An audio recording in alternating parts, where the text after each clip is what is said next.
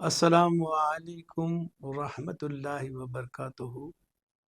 بسم اللہ الرحمن الرحیم۔ الذین آمنوا وتطمئن قلوبهم بذکر اللہ الا بذکر اللہ تطمئن القلوب۔ صدق اللہ العظیم۔ سامعین کرام، سورہ رعد 13 نمبر سورت کی میں نے آپ کے سامنے آیت نمبر 28 کی تلاوت کیا ہوں۔ اس کی ترجمانی یہ کہہ رہی ہے کہ وہ لوگ جو ایمان لا لیتے ہیں اور اللہ کی یاد سے ان کے دل مطمئن یا سیٹسفائیڈ ہو جاتے ہیں۔ آیت کا دوسرا حصہ ہے الا بذکر اللہ، یاد رکھو اللہ کی یاد سے ہی دلوں کو اطمینان ملتا ہے۔ نسخہ بتا رہا ہے، دلوں کے سیٹسفیکشن کا نسخہ بتا رہا ہے، دوا کیا ہے۔ سوال یہ ہے کہ دنیا میں یا گھر میں یا اپنے قبیلے میں کتنے لوگ سیٹسفائیڈ یا اپنی زندگی سے مطمئن ہے، یہ سوال ہے۔ اور یہاں آیت کہہ رہی ہے اللہ کی یاد سے دلوں کو سکون ملتا ہے۔ ہم دیکھیں کہ پیسے ہیں، اسباب ہیں، اولاد ہیں، دولت ہے، صحت ہے، نیند نہیں ہے، بے چینی ہے۔ کیوں ہے بے چینی؟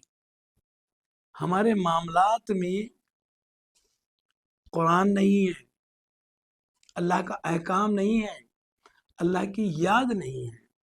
یاد کیسی ہونا چاہیے؟ تسبیح سے یاد نہیں ہوگی، تسبیح سے یاد نہیں ہوگی۔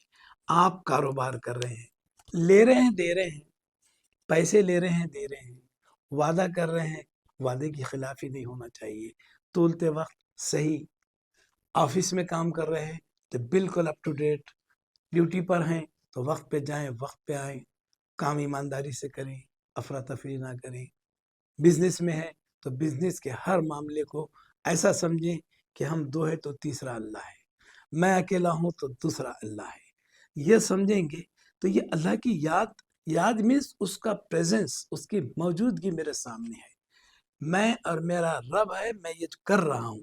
آیا میں بول رہا ہوں کسی سے تو میری زبان میں بھی طول ہونا چاہیے، میں دیکھ رہا ہوں تو میری نظر میں بھی وہ بینائی وہ ہونا چاہیے جو اچھی بینائی ہے، دیکھنے کی، بری نظر سے نہیں دیکھوں میں۔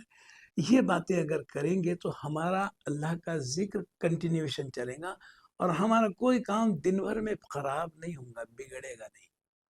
پورے قوانین خداوندی اللہ کے لاس کے تحت ہم کام کریں گے، بات کر رہے ہیں، وعدہ کر رہے ہیں، تول رہے ہیں، لے رہے ہیں، کپڑا گن رہے ہیں، کاروبار کر رہے ہیں، مزدوری کر رہے ہیں، بزنس کر رہے ہیں، نوکری کر رہے ہیں، جو بھی کر رہے ہیں، تو ہم اپنے صحیح رہے تو پھر اللہ کا ذکر ہمارے ساتھ ہے، وہ موجود ہے، وہ حاضر ہے، وہ گواہ ہے، فرشتے لکھ رہے ہیں۔